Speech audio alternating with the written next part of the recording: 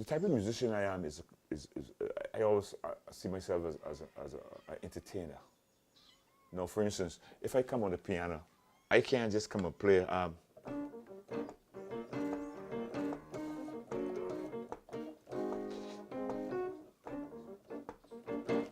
I have to do it in a different way.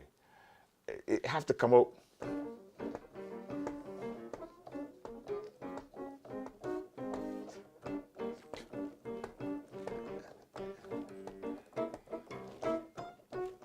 You got to be, you know, I like to, my body must be in that music. I can't just play like that. It would never be right. I wouldn't be able to do it. So that's a vibe I have. On the bass, same thing. I just like to be dancing and moving. And you know, it has always been that way. If I get a gig, it's Burt Panda Brown, my trio, I play piano. Sometimes I get gigs playing bass. I play bass with other people. But one of the reasons why I drifted towards the piano is because I can function on my own playing the piano. My preference is to play the bass, but I love to play the piano because with the piano, I can do a lot more. I have a lot of skills. I can do a lot more. I could have the two hands. I could do more, you see? Yes. You know? But in 1976, I decided, I always composing, I used to compose songs all the time for the band, but I couldn't write it. I couldn't write it on paper. And that used to affect me a little bit, because I believe I'm supposed to be able to write this thing. Because I'm hearing these things sometimes you forget. But if I could write it, then I could sing it and say, then I could start to write the music. So I wanted to be able to do that. And I also wanted to be able to orchestrate, which right for the instruments, the trumpet, the saxophone, and bassoons, and all the instruments in the orchestra. So in '76, I left the band in Toronto and I went to New York to live. And I entered college, Kingsburg Community College, for 2.5 years. I did my associate's degree, which is 64 credits. Then I transferred those credits to Lehman College to get my BS degree in music. I spent 2 years at Lehman College. I graduated from Lehman College. So, but at Lehman I got all the top information I needed, how to write for the instruments and stuff. I used to play in the big orchestra, play the mother fiddle, and scale the piano again. I remember, but I was a bass player, and I'm in school. I entered college as a bass player, right? A master. That was my thing. But every semester they give you piano lessons, because you must know the piano, because the teachers, when they're doing harmony and counterpoint and stuff like that, they're writing treble and bass clef on the board. But me as a bass player, I just do the bass clef, because I was listening to Ron Carter and I had Mel Bay books that I used to learn to read and stuff like that. So I never used to pay attention to the treble clef. So the first semester in college, I had this first music piano class. So we went in the room, about 10 pianos, and the students were in the room, and the teacher said, okay, middle C. He put this middle C on the board, and then he said, your thumb, hit the thumb. And I tried to, my thumb would not rise, because I wasn't accustomed to doing that. Now on my bass, I was doing things with my thumb, but my mind was accustomed to doing that. You see, that was easy. Yeah. But for me to, my mind couldn't, my finger couldn't raise. That's why up to now, after 30-something years, I still do those exercises so that everything will be free. Yeah. But it took a long time to do that. Jazz. I love jazz because jazz is black, is a black African, African, and it's black classical music. The only music that was created in America is jazz in New Orleans, and the French people. Well, I'm a French person also.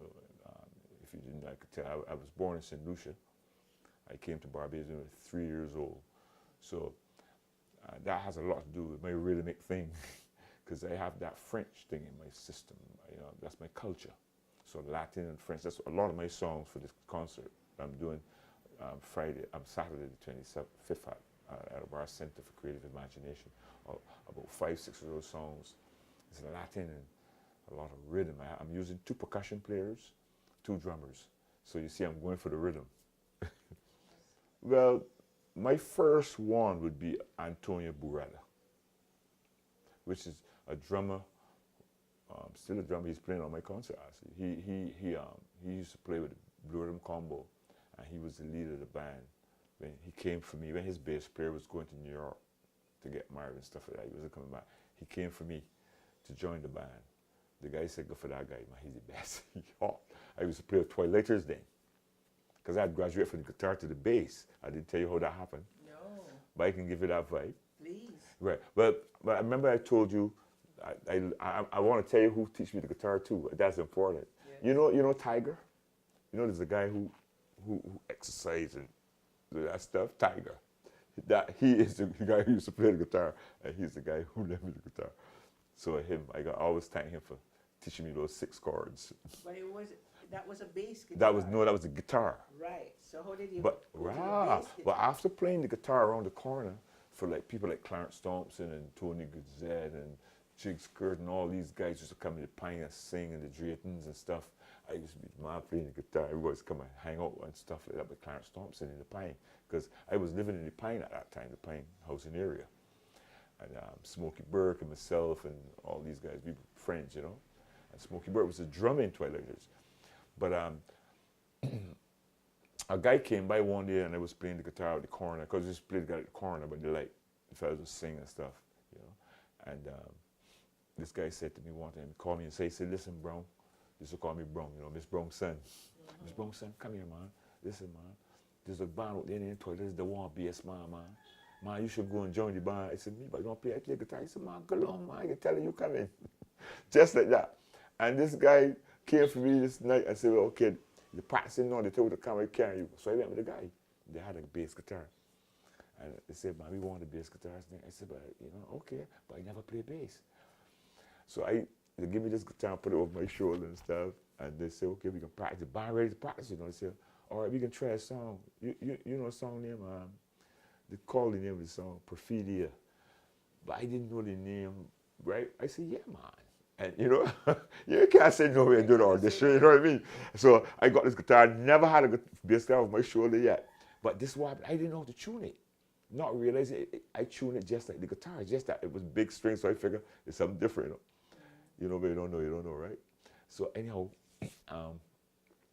so the guitarist now, Raymond Harewood, came and said, "Well, let me make sure it's tuned." And this is how I learned how to tune the guitar. And he holding it and he playing his, he turning the knobs. And I said, "Okay."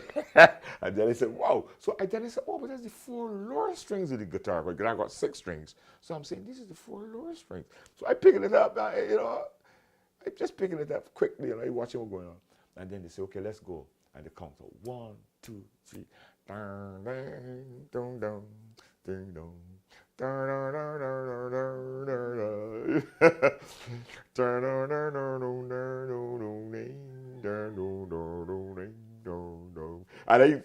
because the thing about it, a lot of those songs was the same chords in my showed me.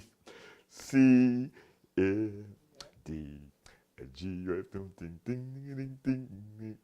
So I was on it, and then the bridge goes to the F. Ba ba da ba da da ba ba da da ba ba da do do da do de. It's and when I finished playing, they said, "Yeah." Everybody said, "Yeah. We want it. We take first." I said, "Yeah, we want it." So wow, it's so cool. And that was it. I was a bass player from then. And then